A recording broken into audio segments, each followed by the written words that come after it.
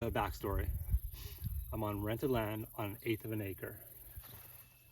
I have a 20-person CSA, and from what I figured, what I would need off of the 50-foot, 30-inch bed system, I would need 19 beds. And I'd have to say, it's produced really well. So right here, the first row of 19 rows is zucchini. You see zucchini right there. More zucchini right there. And also sunburst squash. Now we just picked a whole bunch for a harvest video, but there's still so many coming up. I love the sunburst or the patty pan just for the simple fact that it grows so many fruits. It's insane. And how big these are. These are absolutely insane, guys. Like 2 weeks ago, there may be like up to my shin. I'm a tall guy, but like up to my shin. Now it's almost up to my waist in some places. This is crazy. So with the patty pans or the sunburst squash today, I need to go ahead and give them a quick prune. So with these zucchini, I'm just gonna remove the lower limbs. You might think this might be crazy, but by removing the bottom branches, it promotes more growth to the top.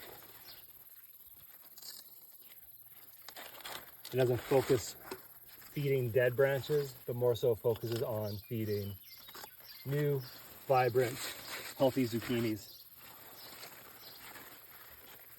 And plus, when you trim the bottom ones, it prevents slugs from having easier access to your vegetables. The slugs like dead and decaying vegetables, right? With this, you're simply pruning it quick. And it's just that easy, guys. All done. I also want to show you the reason for my success. Honeybees.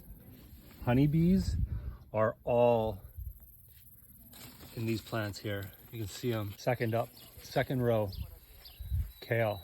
So I grew kale maybe about 3 years at home.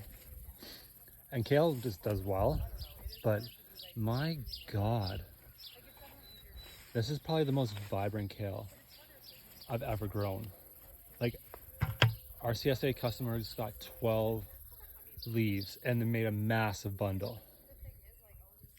It's just ridiculous. Ridiculous. With my kale itself, I planned, because I had no idea how many people to plant for. I knew I was going to do 20 people this year. 20 people on less than an eighth of an acre. And so I figured, okay, 2 plants per person, which would be 2 plants of dino right there,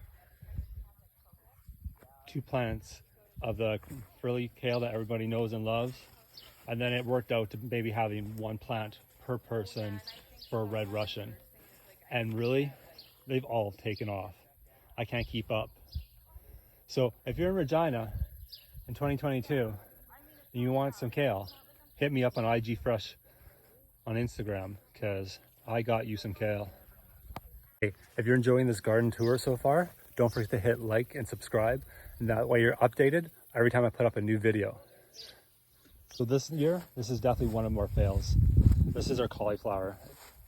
For the cauliflower, our cauliflower, broccoli, kohlrabi, and cabbage. At the beginning of the year, we had a late frost. And the frost, we're like, oh no, we got to cover with frost blankets. So we went out and covered with frost blankets. We ended up having a frost. We ended up actually having snow. So we had to end up having snow. And I'm like, okay, it's fine. Come out the next day. And actually the frost blanket was too warm for them. Like cauliflower, broccoli, kohlrabi, cabbage, they're all definitely cold weather crops. They'll survive a little bit of a frost. Like the kale I had uncovered and it snowed when they're just little bitty baby plants and they still survived. It's remarkable. But back to the cauliflower. The cauliflower you can see starts forming heads and then it just starts to want to bolt. And it's super frustrating. I think next year we're going to go ahead and mulch the bottoms with straw. So we've heard that helps with mulching. We've heard mulching helps with cauliflower and broccoli. And I thought it was just to keep moisture in. And yes, it is to keep moisture in, but also the straw helps keep the surface temperature of the ground lower. And it's not so much, plants don't really bolt because it's hot, but more so bolt because the ground temperature gets too warm. So, trial and error. The cauliflower did not do great this year. Next up, so we had broccoli. Broccoli came in. It came in pretty good. Like, given that we nearly killed it with the frost blanket, it came back really well. And then we planted our second round of broccoli in here. So when we planted our second round of broccoli, we're like, okay, this is gonna be better. We're gonna mulch it. It's gonna be great. It's not gonna bolt. And then we planted in here. And I'll show you real fast here. You can see all these nice little baby plants have been eaten, just absolutely destroyed. They're so big and strong when I put them out. Well, they're about like this size, but something's just been destroying. And I don't know what. I think it might be grasshoppers, to be completely honest. Oh, it's our first year. It's trial and error. Kohlrabi on the second half of the cauliflower. And this is planted in for the fall, for September. All right, my next favorite, or probably my first favorite thing to grow in the garden is cabbage. It's so amazing to see cabbage grow. And these purple cabbages are no exception. These are just amazing. Okay, so next up, of the 50-foot row that I planted, 25 feet is purple cabbages. The other 25 feet is kohlrabi. So I have a mix of kohlrabis in here. I currently have the white Vienna. Oh my God, look at that bad boy right there. That's it. And I had the purple Vienna. You can see these guys are ready to go. Like, good to go. Looks like our CSA customers are getting kohlrabi next week. Next row, I planted a 50-foot row entirely of white Copenhagen cabbages. These have turned out great. I've never had problems with Copenhagen, even for splitting. I just haven't noticed that they split or lace that easily. I planted a whole row of those. Those are coming on great. I might be over my head in cabbages right away though. All right, so at the beginning of the year, this 150-foot row was 15 feet or 16 feet was radishes. And then another 15 feet was arugula, and another 15 feet down to the end there was, I'm losing my thought, pak choi. So once the pak choi and the arugula came out at the middle of July, I planted in carrots. You can see some carrots coming up down there. And then this row is just starting to germinate now, and they're coming up now too. And then once the radishes were out, I put some shade cloth over top of these lettuces. You can see they're just hanging out, chilling, growing, loving life. Right beside them here is my onion row, and then slash. This was chard row. So with onions, this part, right, the little section right here, 15 feet, is all red onions. And then down here is all white onions. And then I didn't have enough onions for the row. I didn't do my math right. And I had this big gap in here. So I'm like, Swiss chard. Swiss chard grows so fast, as everybody knows. And it's nice to eat once in a while, but I don't want to give it a lot, so I didn't grow a lot. And then right next to it here is beets. Beets are growing tremendously. Everyone knows beets, but everyone, like, besides borscht, does anyone else know how to cook beets? Coincidentally, If you go to my IG Fresh webpage, you'll see several recipes for beets that aren't just borscht and a beet salad. You gotta check that one out, guys. So beets, I had 25 feet of beets and 25 feet of leeks. The leeks have come in amazing. Once again, first time growing leeks. I've tried growing leeks before and they turned out like green onions, but these leeks are turning out great. One trick I have learned, I'm going to do right away with my spent hay from my broccoli and my potatoes, is I'm actually going to cover them. And then right here, when you cover them up to like about this nodule right here, that will get blanched. And now we have a nice like 4 or 5 inches of blanched stalk on your leeks. So this row right here is our carrots. We did one full 50-foot row of carrots. And then when I started the carrots first thing in the spring, I took this mini polytunnel and put it over top just so everything grew really fast. And it like exploded. It was probably a week, 2 weeks ahead of like my carrots normally. This is producing a great size carrots. Like down here on the south side, they're a bit shorter because of more clay. But down there, where it's been a bit more aerated, it's done much better. Next row, red potatoes. Red potatoes coming good. I'm just growing them mostly for the baby potatoes. So all I want is baby potatoes out of it. And same with the white potatoes right next to it. The white potatoes are probably twice the size of the red potatoes. No complaints. Nice, strong, healthy plants are always good. Now, when it came to growing beans, I remember beans are always prolific. You always get so many beans when you plant them. And these beans this year came in really spotty. But you can see already there's lots of beans on here. I gotta actually get in here and pick them.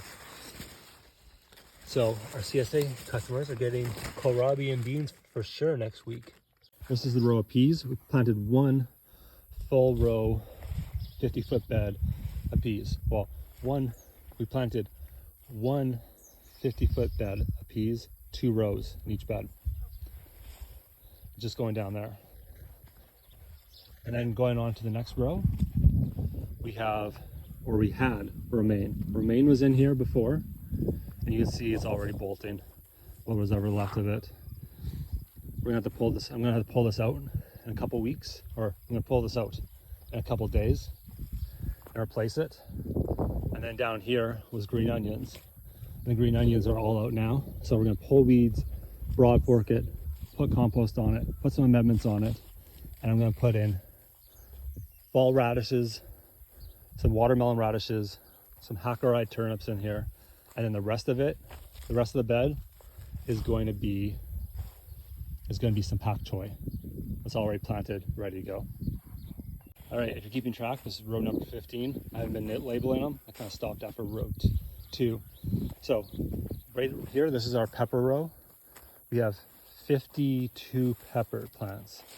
We actually have about 16 of these Hungarian wax. They're not the hot Hungarians, they're just a Hungarian wax. They go yellow and then eventually they come on and turn different colors.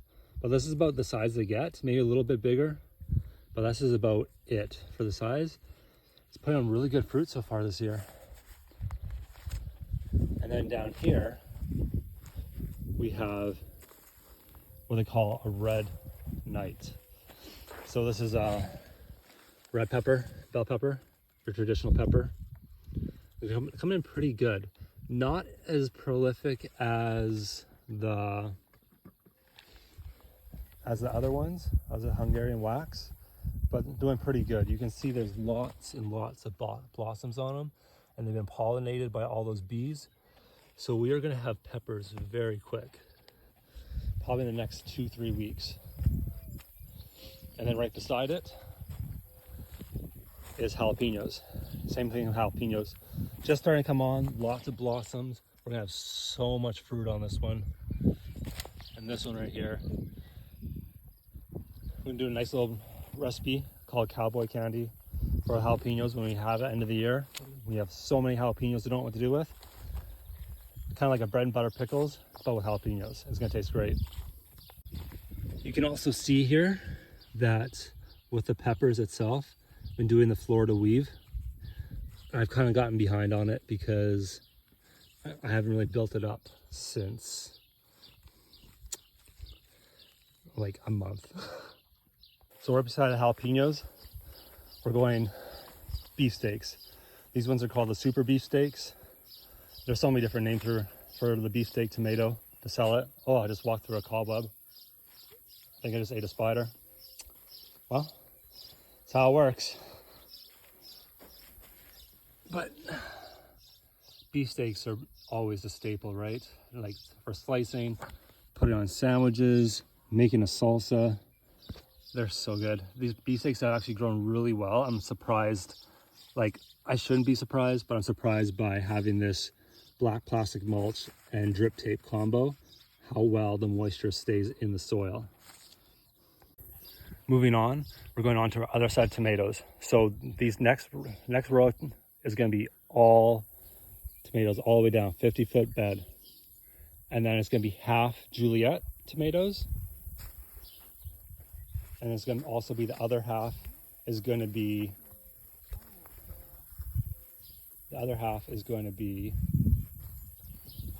the sun golds. So the Juliets turn into like a bigger grape red tomato, come in late August, but are always amazing. They taste awesome. Such a good tomato, guys. There you go, that picture. And then the sun golds. Have you ever grown the sun golds before? Or you know the sun golds from the store, those little yellow tomatoes. They come on early. I think this year they're a little bit behind because they had a bit of stress on the plants, but they're growing nice, big and strong now, and they're putting a lot of fruit. I think we have about one there, another one coming on there. I think there's another one right over here. So per plant, I really had no idea how much to grow. So I went by the basis of one plant per customer. So, oh, there's that spider. So we did a plant per customer, and we grew 25, so a little bit extra in the hopes that we have a bigger yield of the tomatoes. Okay, next up, last two rows. This one is squash. Half of it is butternut squash. Another half is acorn. I actually had some plants that didn't germinate last year, or had some plants that didn't germinate this year when I put them in, or had transplant shock and died. So at the very end, I'll show you, I planted in some sugar pumpkins just for my own testing purposes. I want to make sure next year when I plant more squash, that it's viable, it's a good thing. People like it, it looks good, tastes good. And also can do some really cool recipes with it, probably do some pie recipes. So you see on half of this row, about 16 pickling cucumbers. And if you guys know, like a lot of people know about pickling cucumbers, they're prolific. They come on so fast, they produce so much. There's so many bees in here. Look at all these cucumbers. Like, these are insane. Like one there. Like, this is crazy. That's just off of one plant. And there's still several more on all the other plants. I'm just showing you leaves, I'm sorry, right there. Boom. Cucumbers. So half of this 50-foot bed is the pickling cucumbers, and the other half of the bed is English or slicing cucumbers. And at the beginning of the year, it doesn't look like we're going to have a lot of cucumbers because I end up planting 23, and we end up getting 16 cucumbers, which is kind of disheartening when you think about it. You're like, I'm going to have enough for cucumbers for each person, and then you have 15 cucumbers and you're like, oh no, this isn't going to be enough. But really, 15 plants have kept up for having enough vegetables for 20 people. You see just down here, like, this is average cucumber. It's a good size. Like, they're a bit crooked. Like, don't get me wrong, they're a bit crooked. I'm not bragging about how perfect and straight they are, but these are a nice cucumber. Like, we still give crooked cucumbers, let's be honest. You're gonna get a bent cucumber once in a while. But 15 plants has held up nicely. and supplied is great for a 20-person CSA. Like, look at this plant. Three. Such an overachiever. All right, so just down here is our sugar pumpkins. You see some are already pollinated, doing pretty well. This one not so much, didn't pollinate at all. So like I said, the sugar pumpkins are definitely a trial this year. I had some extras, some squash didn't grow, so they went in. But the Brussels squash, the acorn squash, is out of control. It's actually moving into the cucumbers. You can see the vines over there. Just string it out, move into the rest of the garden, take up as much space as you want. And see if we can find an actual squash in here. There should be. There's a lot of bees in it right now. Cool. That one right there, little acorn squash. I don't really squash. I've never actually grown squash. So I don't know how much squash are produced on one plant. But from what I've seen, like 4 to 6 squash per plant is the average. So might be eating a lot of squash. And then down here is the butternut squash. Not as big, not as profile, but just as prolific. Still just moving insane. Lots of flowers. Some little bit of fruit coming on. It's been pretty good so far. It's been pretty good. Squash, I planted 32 and we got about 22 at the end of it. So one thing for next year. The plan is to have more backups of squash and cucumbers and tomatoes and peppers. So when we transplant out, we have extras. So if they had heat shock or transplant shock, that they're going to be okay. Well, they're not going to be okay. They're dead. They're out. But then we have replacements for it. So you can just plug in another one that's ready to go. It's vibrant and alive. Getting out and gardening and growing something has been probably one of the best things I've done in years. And if any of my CSA customers are watching, or potential future CSA customers are watching, I want to say thank you so much. This has been one of the best things that happened in my life in a very long time. So thank you for supporting me. Thank you for taking a chance on me. I love you guys. Thanks.